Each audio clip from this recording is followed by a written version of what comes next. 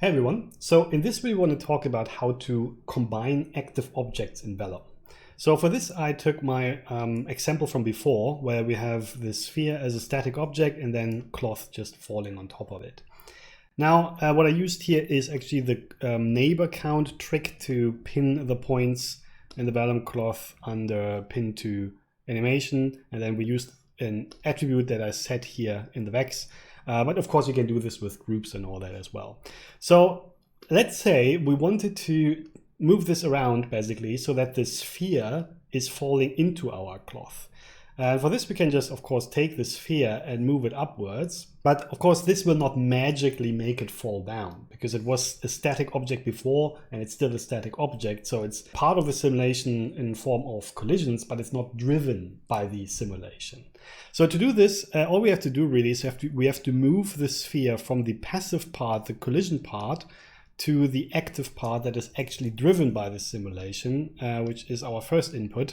And now if I just merge that, which is really all I have to do, now this is part of our cloth setup. And if we run this, you can see it works.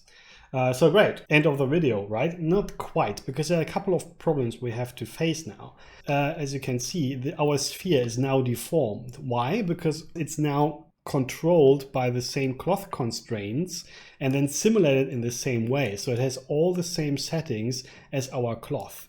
Now here you can see why that is a problem, because now the sphere that we probably wanted to have to be rigid is now just as soft as our cloth. Now how can we make sure that our sphere gets a different material, so to say, than our cloth? For this it's actually possible to create multiple Vellum cloth constraints. So I just copy this one over, and what you might think is what you could do is, sure, you can create two cloths and then kind of merge all the elements there are, like the geometry itself and the constraints like this, and maybe the collisions if you have different ones or you just use one. Now this technically will work, but as you can see, it's kind of, very ugly. And imagine doing this for, 10 different objects. So this is technically possible, but the intended way is actually doing this not in parallel, but serialized. So one after the other. Now, how do we do this when we basically currently overwrite one cloth constraint after the other? Of course, by using groups. So all we have to do is we create groups for our different elements. For example, we call this cloth for our piece of cloth here. And it's a good idea to use primitive groups in this case. And then for our sphere, we create another group called sphere. And now it's really as simple as just going into our Vellum constraint. And just like with every node in Houdini, really, you can choose a group, here it's under geometry, that makes it possible to limit that node to a certain group of points or primitives or, a group. And here we can just choose the one we just created. So for the first one, we choose the cloth group. I move it to the side, and this one is for the sphere. And this kind of moving to the side kind of helps me to understand what it's for. And this is relatively clean, as you can see, and relatively easy to read. So this is me coming back to this video a couple of months later, and everything I showed so far is totally fine, and you can work like that. But in the last couple of months, I realized, because I saw that somewhere, that someone used a node that we will learn in a later video to organize this kind of stuff in an even better way, in my opinion. And the node I'm talking about is called Vellum Pack and Vellum Unpack, because what it allows you is to take the two most important outputs and inputs, the geometry and the constraints, and pack them into one stream. Now what this allows us is to do the following. We can split up the two streams in a way that is way more logical, something like this. And since we don't have a collision object this time, we can actually ignore that as well. And let's do the Vellum pack as well here. And now we have two streams, including the cloth constraint for each stream clearly separated, and we merge the single stream now, which is way less confusing than doing multiple merges, and then we unpack this whole thing again and it will work the same way.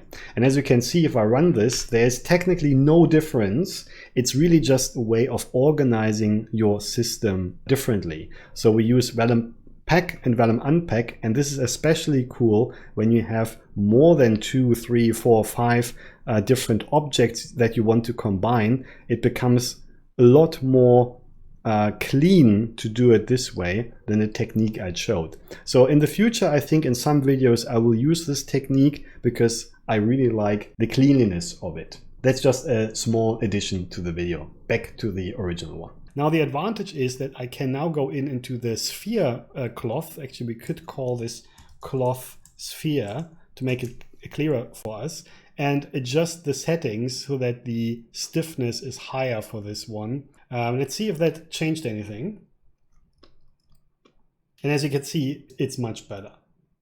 Now keep in mind, the rules still apply that we learned before. If this doesn't work because maybe your geometry has too many subdivisions, like let's say something like this, there you go, then just increasing the stiffness will not be enough to make it rigid, because the more points you have, the more deforming calculations you will have, and therefore it will feel softer. We looked at this before. So the simplest approach is to just lower the resolution. You could do that with a remesh or whatever.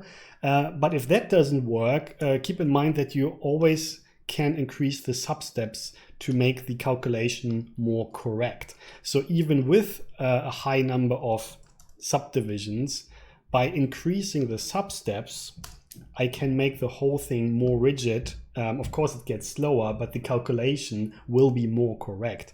Keep in mind that your cloth behavior will change as well. So this is a bit of a tricky solution. It is technically the best solution, because the more substeps you have, the more physically accurate or technically accurate the calculation will be. But keep in mind that this can create a lot of additional work for you. So in our case, to make it simpler to show, I lower the frequency and therefore can get away with a lower substep number.